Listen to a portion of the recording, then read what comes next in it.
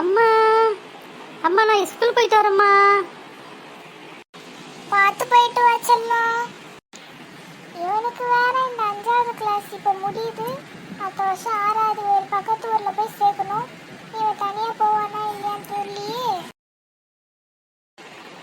நான் வர ஸ்கூல் போயிட்டு வந்து ஹோம்ஒர்க்லாம் முடிச்சுட்டு ஜாலியாக விளையாட போகிறேன். ஜாலியாக இருக்கும். நீ ஃப்ரெண்ட்ஸ் எல்லாம் வர நிற்கிறாங்க வீட்டுக்கு.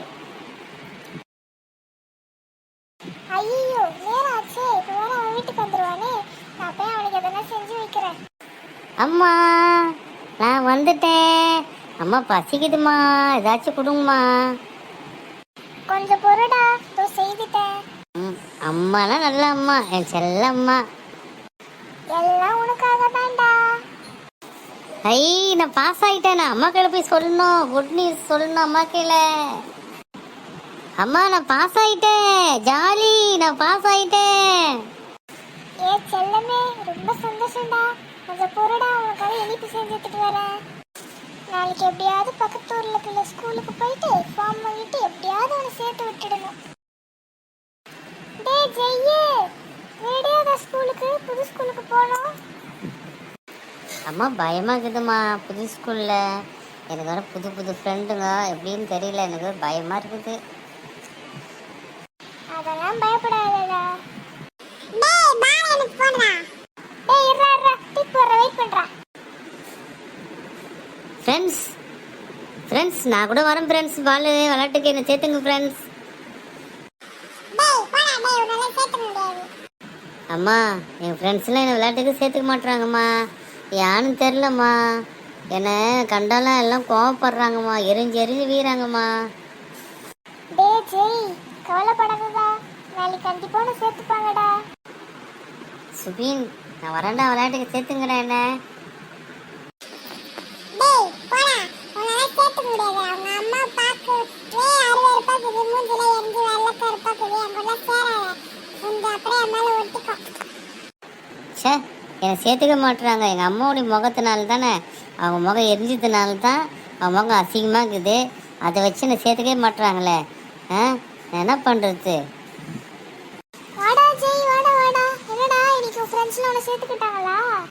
என்ன இவன் பேசிட்டே இருக்கும், ஒரு பதிலும் சொல்லாம போறான். சே நம்ம ஆளை எவ்வளோ அவமானம் பண்ணுறேன். இந்த அம்மா விட்டு நான் எங்கன்னா போயிடணும், இங்கே இருக்கவே கூடாது. நான் போயிடுறேன். அம்மா தூங்குறாங்க, நம்ம போயிடலாம். இதுதான் கரெக்டான டைம், இவங்களை விட்டு போயிடலாம். டேய் ஜெய், எங்கடா போற பேக் எடுத்துட்டு?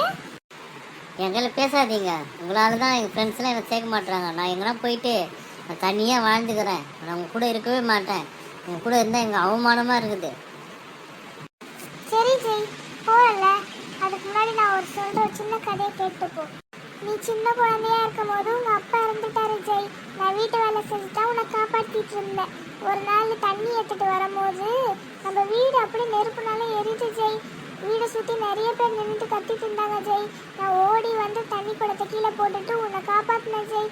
உன்னை காப்பாற்றிட்டு வெளியே வரும்போது ஒரு நெருப்பு கட்டையை மூஞ்சிலே விழுந்துருச்சு. நான் கண்டி அழகு முக்கியம் நினச்சிருந்தேன்னா நீ இறந்து போயிருப்ப ஜெய். அம்மா அம்மா என்னை மன்னிச்சிடுங்கம்மா. அம்மா நான் தெரிய தப்பு செய்யிட்டம்மா, என்னை மன்னிச்சிடுங்கம்மா. நான் உன்னை விட்டு போக மாட்டேம்மா. அம்மா நான் உன் கூடயே இருப்பேம்மா. ஹாய் குட்டீஸ், எல்லாம் கதை பார்த்தீங்களா?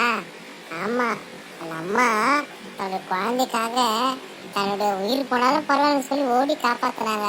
அது போல தான் நம்ம ஆண்டவராக இயேசு கிறிஸ்து அவர் நமக்காக, நம்ம செய்த பாவங்களுக்காக, நம்ம செய்த அக்கிரமங்களுக்காக, தவறுக்காக அவர் தண்ணியே நொறுக்க சித்தமானார்.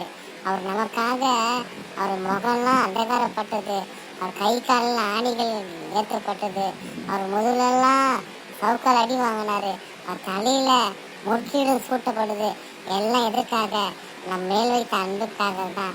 அவர் தாய் தன் பிள்ளை நேசித்தது போல, இயேசு சாமி நம்ம நேசித்தது போல நம்மளும் மற்றவங்களை நேசிக்கலாம் ஃப்ரெண்ட்ஸ்.